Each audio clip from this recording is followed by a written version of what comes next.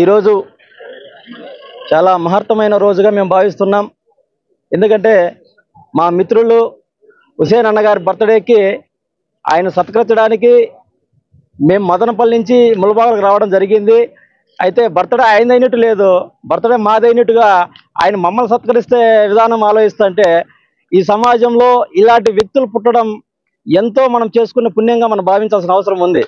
ఎందుకంటే ఈరోజు ఒక కుటుంబంలో పుట్టిన అన్నదమ్ముల మధ్య ఒక తమ్ముడికి సమస్య వస్తే అన్న పట్టించుకోడు, ఒక అన్నకు సమస్య వస్తే ఒక తమ్ముడు పట్టించుకోడు, లేదా వాళ్ళ వెనకాల పుట్టిన ఏ ఒక్కరు కూడా స్పందించే తత్వం లేని ఈ సమాజంలో ఇలాంటి వ్యక్తులు పుట్టడం ఈ సమాజం చేసుకునే పుణ్యంగా మనం భావించాల్సిన అవసరం ఎంతైనా ఉంది.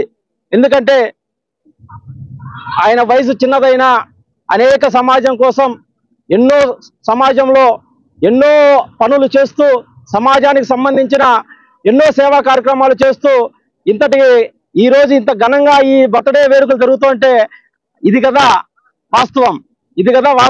ఎందుకంటే ఏ సమాజంలోనైనా మనం గుర్తించేది సమాజం కోసం, సమాజంలో జరుగుతున్న అన్యాయాలను అరికట్టడం కోసం, లేదా సమాజంలో ఉన్నటువంటి వ్యక్తులకు ఆ సమాజంలో వాళ్ళకు సేవా కార్యక్రమాల ద్వారా వాళ్ళకు చేసే యొక్క సేవని ఈరోజు మనం భావిస్తున్నాం. కాబట్టి ఇంతటి ఘనంగా అందరూ కూడా ఆయన అభిమానులంతా కూడా ఇక్కడికి వచ్చి ఈ రోజు ఈ జన్మదిన వేడుకని ఇంత ఘనంగా సత్కరించి ఇంత ఘనమైన వేడుకలు అందించారంటే అందరికీ కూడా ఇక్కడున్న వారందరికీ కూడా పేరు పేరున నా నమస్కారాలు తెలియజేసుకుంటున్నాను.